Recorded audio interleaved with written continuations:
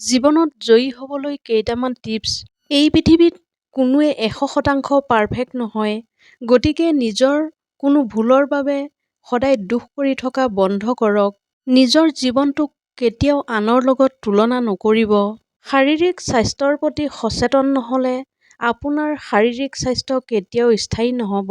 সেইবাবে সময় থাকোঁতেই নিজৰ শৰীৰটোৰ প্ৰতি গুৰুত্ব দিবলৈ লওক। অভিভাৱকসকল আপোনাৰ জীৱনৰ আটাইতকৈ ডাঙৰ উপদেষ্টা আৰু গুৰু। আপুনি যি সমস্যাৰ মাজেৰে পাৰ নকৰক কিয়, আপুনি যদি আপোনাৰ মা-দেউতাৰ লগত আলোচনা কৰে, তেতিয়া মা-দেউতাৰ পৰা সমাধান বিচাৰি পাবই। পিতৃ-মাতৃৰ বাহিৰেও কিছুমান শুভাকাংক্ষী আপোনাৰ জীৱনত থাকিবই। কেতিয়াও তেওঁলোকক আপোনাৰ জীৱনৰ পৰা আঁতৰাই নাৰাখিব। জীৱনত বন্ধুৰ ভূমিকা আটাইতকৈ গুৰুত্বপূৰ্ণ। সেইবাবে বন্ধু নিৰ্বাচনত সজাগ হ'ব। আপুনি যদি ভাল হয়, এই পৃথিৱীখন আপোনাৰ বাবেও নিশ্চয় ভাল হ'ব। আপুনি কেতিয়াও নাভাবিব যে আপোনাৰ বিষয়ে কোনে কি ভাবে। কোনেও আপোনাক সুখী কৰিব নোৱাৰে যদিহে আপুনি নিজকে সুখী কৰিবলৈ চেষ্টা নকৰে। কাকো সন্তুষ্ট কৰিবলৈ চেষ্টা নকৰিব। সদায় স্বাভাৱিক হৈ থাকক। নিজকে নিয়ন্ত্ৰণ কৰিব পাৰিলে নিজকে জয় কৰিব পাৰিব। যদি আপুনি নিজৰ চিন্তাক নিয়ন্ত্ৰণ কৰিব পাৰে, তেন্তে আপুনি সমগ্ৰ পৃথিৱীখন জয় কৰিব পাৰিব। জীৱনত ঘটা প্ৰতিটো কামৰ আঁৰত এটা কাৰণ থাকিবই। গতিকে কষ্টবোৰ গ্ৰহণ কৰি সাহসেৰে আগবাঢ়ি যাওক।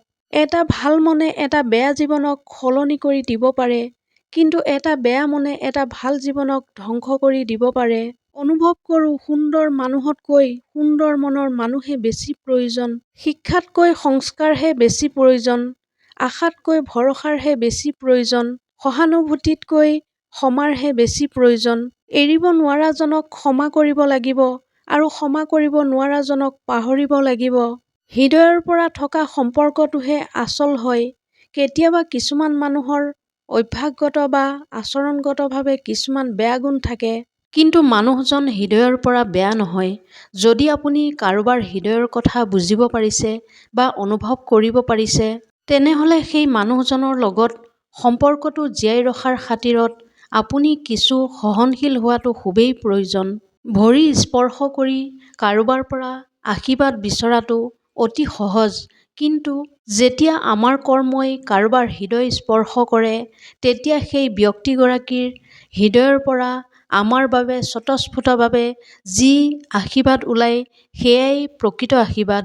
আপোনাৰ অনুপস্থিতিত কোনে কি কৈছে কৈ থাকিবলৈ দিয়ক। আপোনাৰ সন্মুখত যদি ক'বলৈ সাহস হোৱা নাই, তেতিয়াহ'লে মনত ৰাখিব, আপোনাৰ বাবে তাতকৈ আৰু ডাঙৰ সফলতা একো নাই। জীৱনত একোৱেই স্থায়ী নহয়। আমাৰ জীৱনত চলি থকা বেয়া সময়বোৰ নহয়। দুখ, আনন্দ আৰু সুখ সকলো সাময়িক। সেইবাবে পৃথিৱীত জীয়াই থাকিবলৈকে নিজকে শক্তিশালী কৰি জীৱন যাপন কৰক। আপোনাৰ দুৰ্বল দিশবোৰক শক্তিশালী দিশলৈ গঢ়ি তোলক। নিজকে সলনি কৰক। মনত ৰাখিব যে এই পৃথিৱীত আপুনি নিজেই আপোনাৰ বাবে একমাত্ৰ আপোন মানুহ। মানুহে আপোনাক লৈ কি বুলি ভাবে সেই চিন্তা কৰি থকাৰ পৰিৱৰ্তে মানুহে আপোনাক লৈ কি বুলি ভাবে তাক মাথো উপভোগ কৰক। কাৰণ কাৰোবাৰ চিন্তাত থাকিব পৰাটো ভাগ্যৰ কথা। মানুহে আপোনাক লৈ ভাবিছে, ভাবিবলৈ দিয়ক। কিন্তু কিনো ভাবিছে তাৰ চিন্তাত ডুবি থকাটো আপোনাৰ কাম নহয়।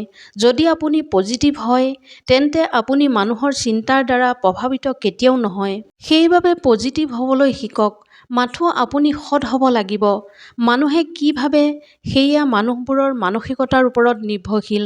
আপুনি আপোনাৰ সপোনটোক বাস্তৱ কৰিবলৈ হ'লে কিছুমান মানুহৰ পৰা আঁতৰি থাকিবলৈ চেষ্টা কৰক। সেইসকল বন্ধু বা সহপাঠীক ত্যাগ কৰক, যিসকলে আপুনি পঢ়ি থাকোঁতে বা কোনো কাম কৰি থাকোঁতে কয়, হেৰা ইমান পঢ়ি কি লাভ, ইমান কাম কৰি কি লাভ, আহা ফুৰি আহোঁ বা আন কিবা কৰোঁ।